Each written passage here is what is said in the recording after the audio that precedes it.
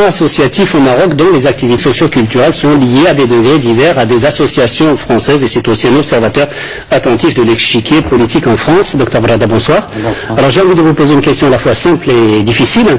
D'abord, qu'est-ce qu'on a à attendre effectivement et surtout quelle explication donner à cette montée en puissance du parti de Jean-Marie Le Pen? C'est une question simple, elle est difficile aussi parce que en fait personne ne s'attendait en France à cette montée en puissance du parti de l'extrême droite français. Donc, bien que la première élection présidentielle française du troisième millénaire ait été boudée par quasiment le tiers des citoyens de la République des libertés et de la démocratie, de nombreux pays étaient très attentifs. Or, très froide la douche à laquelle on a eu droit le dimanche dernier, vu le caractère extrême de ce premier tour en matière de chiffres. Et je citerai quelques petits exemples pour illustrer un peu mon approche de ces chiffres. C'est-à-dire le tiers déjà des Français ne s'est pas exprimé avec l'abstention, le vote nul et blanc. L'autre tiers qui s'est exprimé, il a fait dans le sens extrême. Et c'est la première fois aussi de la Ve République qu'un représentant de l'extrême droite accède au second tour. Alors, a priori, plusieurs raisons peuvent expliquer cet éclatement de la bulle politique française. Je citerai entre autres le manque de discernement au niveau des thèmes de la campagne électorale. Donc, entre autres, il y a aussi la gauche qui, à mon avis, s'est trompée un peu d'élection en utilisant d'une manière, je dirais, machiavélique, en subissant justement les alliés naturels de la gauche française, en la personne de M. Chevènement, qui a eu 5%, plus de 5%, ce qui est énorme, qui a été taxé de dissidence d'une part, et Mme Taubira aussi qui a eu plus de 2%. Ça c'est important.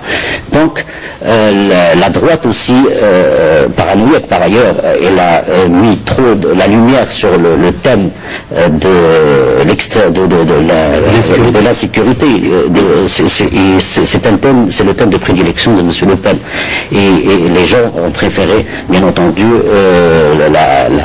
l'original à la photocopie. Et puis, ce qui est important aussi à relever, c'est que il y a eu on a senti un manque d'imagination dans les thèmes qui ont été abordés.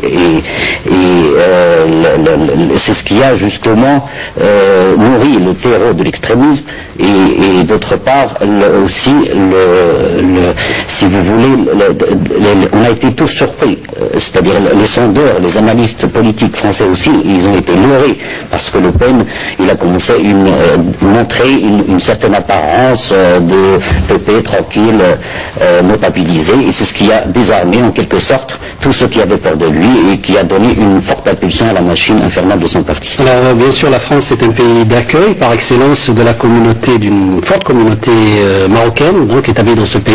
D'une manière ou d'une autre, on se sent concerné bien sûr par ce qui se passe dans ce pays. Tout à fait.